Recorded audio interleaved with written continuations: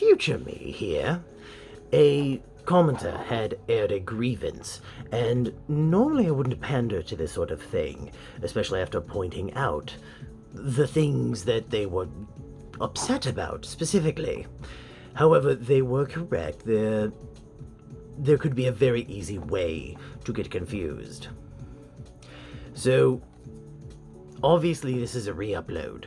I'm editing this, I'm going back into it, editing this, and potentially trimming out some additional fatty bits that I was not as happy with. Might not be very much at all, in fact, there might be still a net gain. But when I talk about the Sonic impressions, the first impressions, I realize I have the Dunma Pro on my Dunu Hulk cable, and the Furai over here somewhere. All of that talk is about the Furai, not the Dunma Pros. The Dunma Pros do not have replaceable filters, and I understand if you are a novice or don't know about the other in-ear monitors that are available out there, because there's a lot, I can see where you'd get confused. So, better to fix this now, and honestly add something that should have been there, than to hope, against all hope, that you look at the comment section, because Lord knows I don't. So, I'll see you all in a little bit. Let's get to the video. Go. Welcome back. As you can tell, I sound substantially better. Chair's still squeaky though. Yeah, sorry, it sucks. Trust me, I don't like it. So, recently, I got lucky. This is a full, no strings attached loaner unit. I didn't pay for anything, nor was I paid for anything. This was sent to me, and you know what, give me a second, I'll pull up the email. There we go, I found it. So, what was said was, I can also confidently share with you that all the reviews of our products were uninfluenced, unique analyses by the individual reviewer that are independent from our opinion. So, I've got to say that right proper tickles me. And it's a good thing, because when I reached out to them, they said, yes, sure, such and such will blah blah blah, will send you a loaner unit of this particular item. And I made it very clear, I don't want free stuff, to keep. That's not my aim. I'll take it, but it's not my aim. I don't want to be paid. And if I'm being paid, if money is on the table, I'm probably going to deny it. And that I'm very slow, because I'm very thorough, or I try to be. And at the same time, I refuse to give anything a good freebie. I will be as brutally honest as possible. I was told, sure, not a problem. That was basically the result of the email was, yeah, no, that's not a problem. We're totally fine with your time allotment. We're totally fine with you doing however you want in your own unique way, for better or for worse. So, yes. Now, you yelled and screamed and hollered, I'm sure. And I will just cover up this person's name. This is from the recently renamed ADV Farsil. We hope you have as much fun with these as we do. If you have any questions, please let me know, and I'm covering up this person's name. And I was sent a loaner unit. I get to hold on to it for about 4 weeks, but was also told if need be, the time can be extended just to let them know. So that makes me quite happy. And I'm only noticing now, good lord, I'm still a bit hoarse.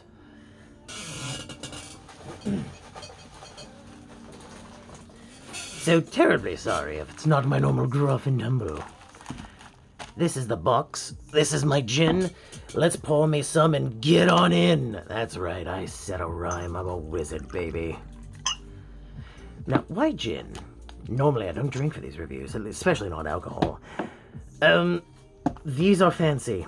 These are expensive. The single most expensive in-ear monitors I've ever had hit this poor little desk. And boy, I need something to temper myself.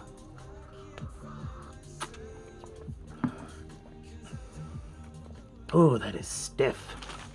Oh, that is good gin. God, the Japanese make amazing liquor. Handcrafted, advanced, otherwise known as ADV now.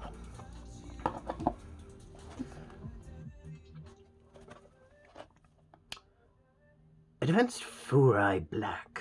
Serial number 00013. Inspected by EH. Good job, EH. Here we are. We lift that up. This is the thank you for purchasing, the limited 3-year warranty. Who's protected under this warranty, what's covered, etc., etc. The accessories. And one of the single best friggin' brick cases I've ever seen. And I call it a brick because it's more of a puck, really. All you need to do in the instance of you being held up, give me your money. You whip this out, all right, my wallet's here. Thuck! Pop them right in the face hole with it. Note, please note that they are not responsible for any damage to you or anyone else if you decide to do a stupid in something like that. This is a very simple thing. It pulls straight open, has a suede or velour or felt inner.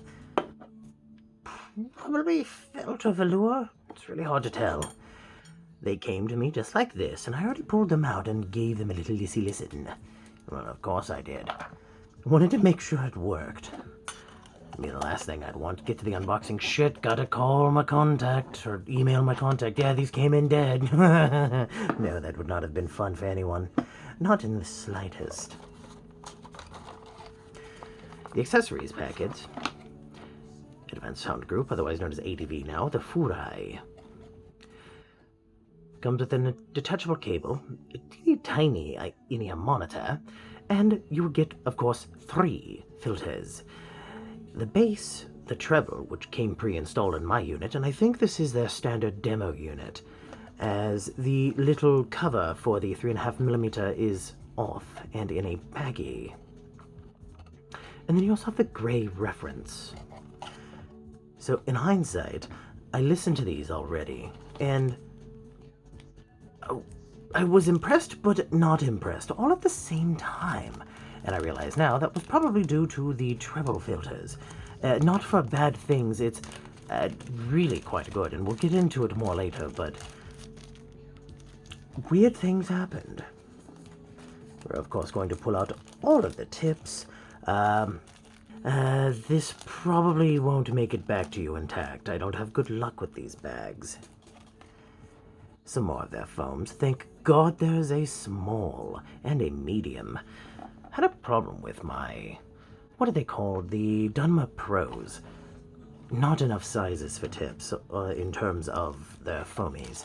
Here is a nice little machined aluminum briquette that has the filters that screw on.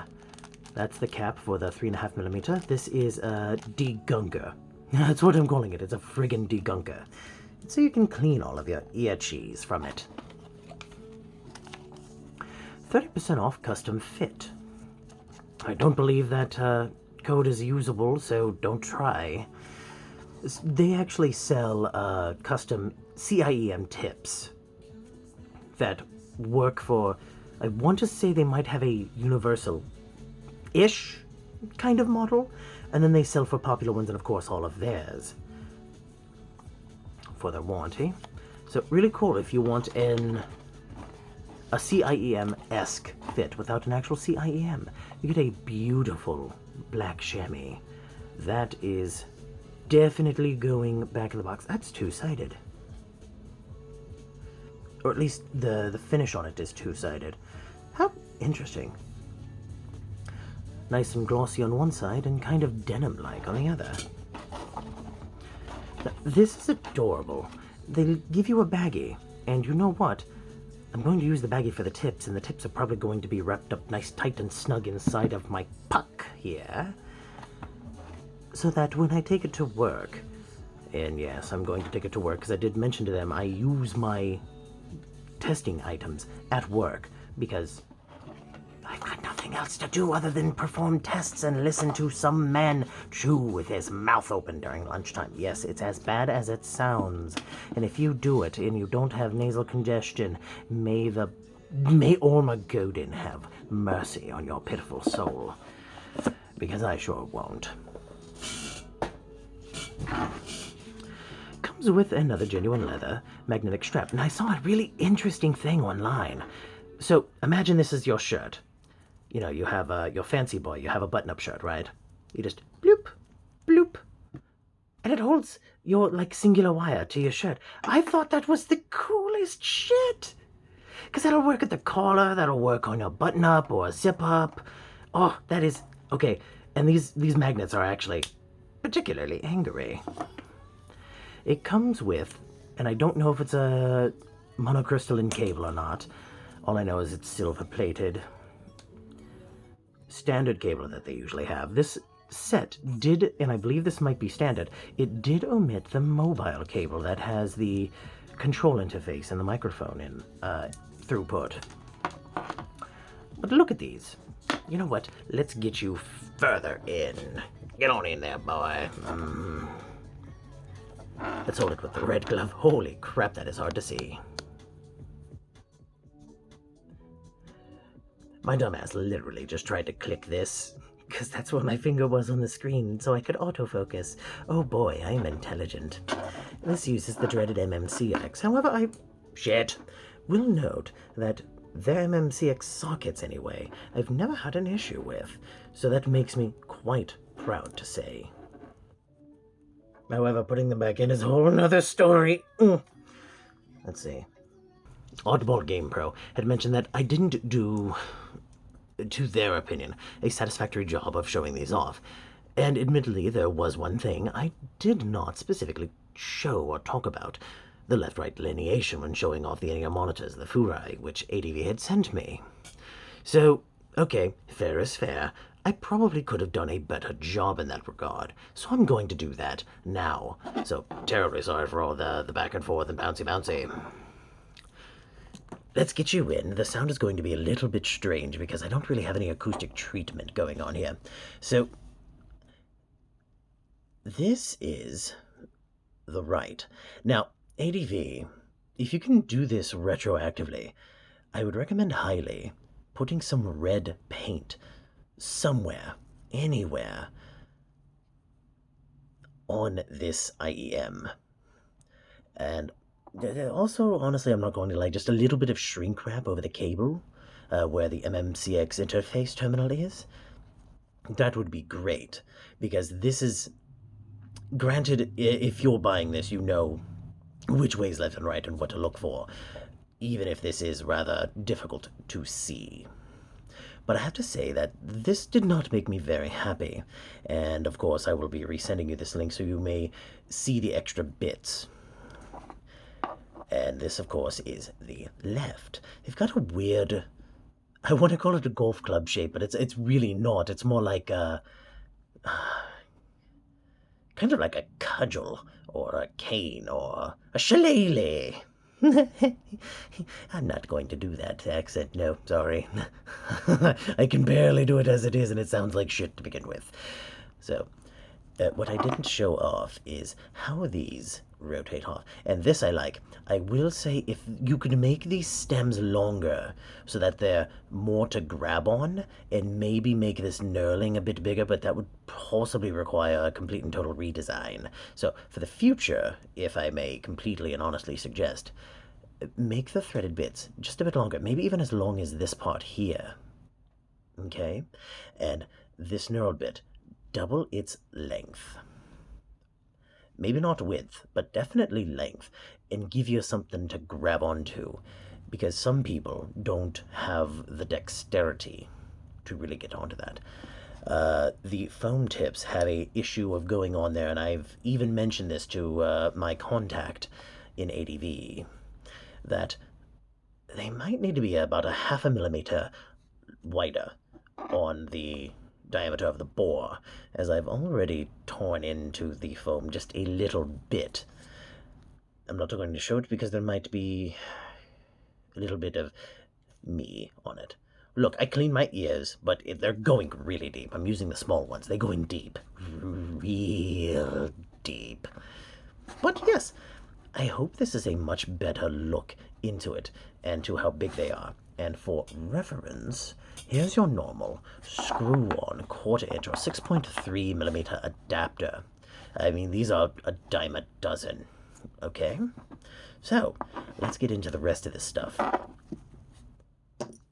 See ya! Now we're on the page. This is a hybrid triple in-ear monitor. And yes, you see the price right. These sell for 500 bones, so now you might understand as to why I'm having a little bit of sippy-sippy. Because boy, I need to be tempered down just a little bit on this one. Interesting. So, here we go. This is the frequency response graph.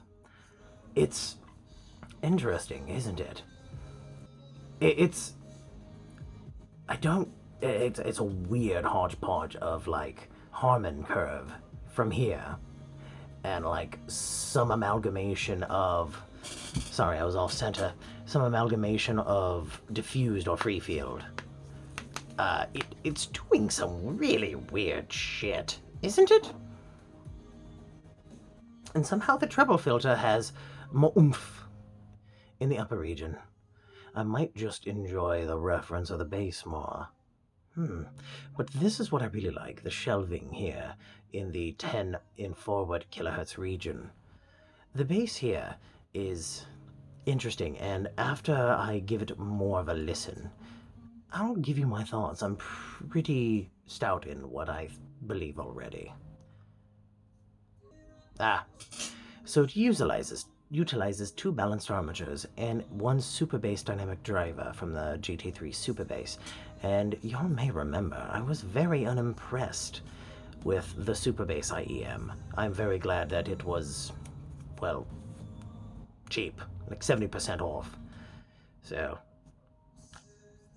there's that.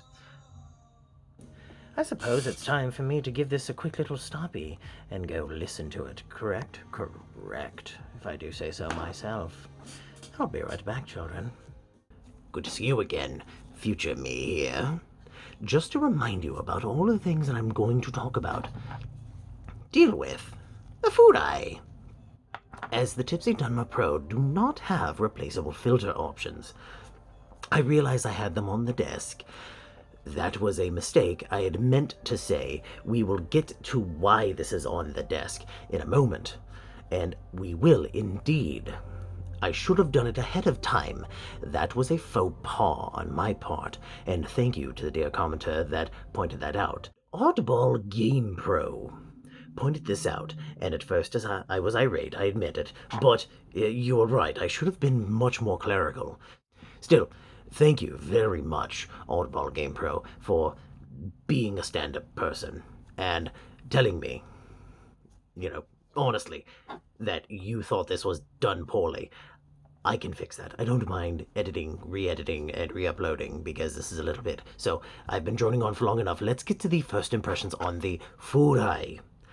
And I will touch up on the Dunma Pros and why they're there. Ready, set, and let's... Fuck! Get into it! So I've played around a little bit. And you will notice my Dunma Pros. With gross ear tips. Look, I'm sorry. I can't help it, they're white.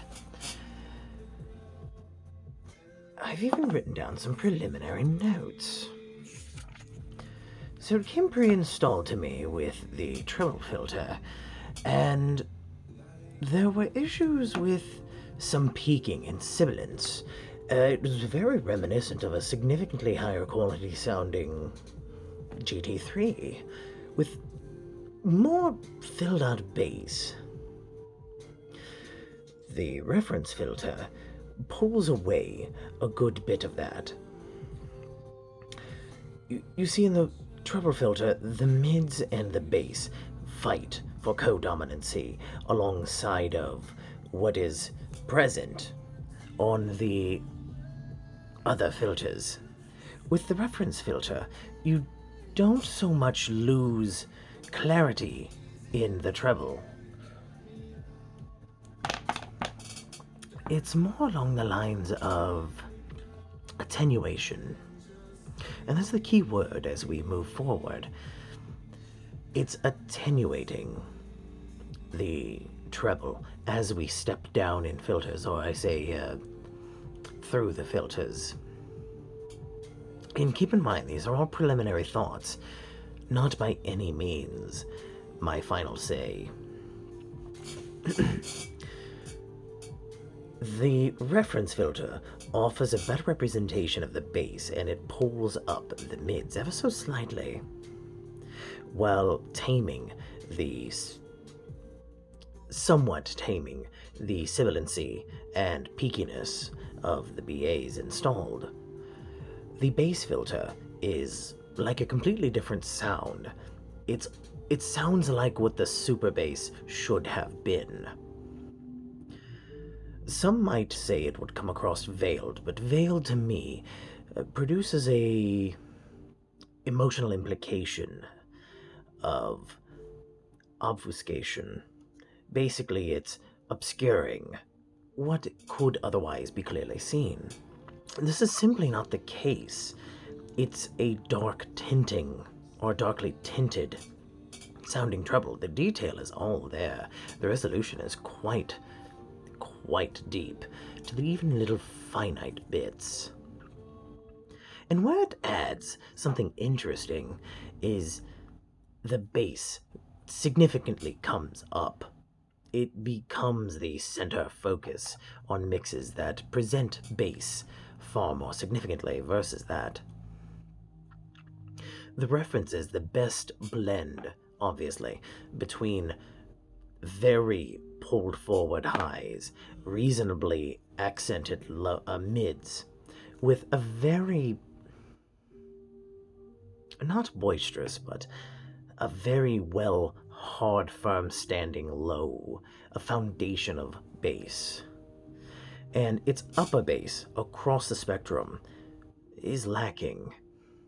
It's not anemic in any sense of the word. It's just somewhat lacking. The mid bass starts to see that rise, and it feels better. The low bass, as some would incorrectly call it, grammatically speaking anyway, the sub bass. I'm sorry, no. Below 20 hertz is sub bass. It is literally below the bass frequencies that are audible to human beings, on average. So the low bass is extremely well represented in all filters except for the treble. It is very present, it's there, you shouldn't have a problem hearing it, but it's how the bass filter darkly tints the treble. The treble filter darkly tints the bass. Now, where I have a problem with this particular set, and this is why I have the Dunma Pros, is the detail of bass. The type of bass they're going for is very reminiscent of a subwoofer. It's got low-end, deep, ethereal punch and rumble. What it lacks is a good kick and a pop, a nice slap to the noggin. And resolution. It's got clarity abound. It doesn't bleed in. Even on the bass filter, it really doesn't bleed in unless the mix allows it to bleed in, where it's just mush all across that range. And it well separates between the gamut of high, medium, low, bass, mid, and treble registers surprisingly well. So the resolution across the board within the given registers is quite good. The clarity is excellent so far, in that it doesn't bleed too terribly bad. The reference is the best at all of that. The imaging is quite good, but we'll get back to that. The bass detail. The Dunma Pro exceeds my expectations and is a stellar example of quality versus quantity. The bass here in the Furai is a hodgepodge of quality and quantity. It has a different take. and it's not nearly as finitely resolute as the Dunmer Pro, not by a good shot. I can hear things in that simply refuses to reproduce, simply because of that slope that it takes as it goes down, which is my preferred bass boosting amount. It's like you start at that region, straight up. Excuse me, not straight up, you slope up. A very smooth, clean, transitional slope. This one maintains a nice quality description or depiction of the bass as you get higher and higher in amplification. The mids across the filter gamut ranges from treble to bass, of course, is my order, from semi-recessed, taking a backseat or stepping off-kilter to the bass where present. Otherwise, definitely always behind the treble, significantly behind the treble. As we move into the reference, it becomes more pulled forward. Vocals across the gamut are great on both the treble. on both the treble filter, the reference filter, and of course the bass filter. But it sings wonderfully with the reference filtration. The highs become slightly attenuated and far less peaky, and, well, we went over that. The bass filter darkly tints everything that's not bass. The detail is all there. And again, I'm sure I'm being fairly redundant, but even though it's trying to be dominated by the bass filter, or the bass filter is trying to make it dominate, they chose very good filters. They did their homework. Between the two of them, I think I understand what David means by their very realistic sounding. And, you know, I can kind of get a hold of that. And keep in mind, I've not had anything above $200 inside of my ear holes. So far, the initial impressions are extremely good. The overall is stellar to very, very, maybe even very exceptional, and that makes me very happy. I am delighted to be able to try these out, and I will be A-Bing these between these two, and quite possibly the Shazi Neo CP, seeing those are those are about $180, just shy of these guys. This is going to be an interesting little thing. Well, thank you for tuning in. I really appreciate it. Feel free to do the things that the YouTubers would blah blah blah about. I will say, join the Discord. I am always talking about my thoughts and opinions on devices outside of the reviews. And guess what? You don't have to pay for a Patreon or Subscribe Star to do it. Just join in and bug me, and hope you find me at a time when I'm not busy. DMs are always open, of course. And there's a wonderful plethora of people to talk to there. Fairly knowledgeable, too, at least from their perspectives, and overall, of course. So, have a beautiful morning, a lovely afternoon, and a pleasant evening. Rest well and come back and see me again soon, my children. May you travel far and wide within the realm of your dreamscape, so long as it leads you back to me, your favorite, the now recovered great wizard, Farsil. I look forward to seeing you in the next video. Going to be reviewing the 10T4. That'll be interesting. Ready, set, and poof.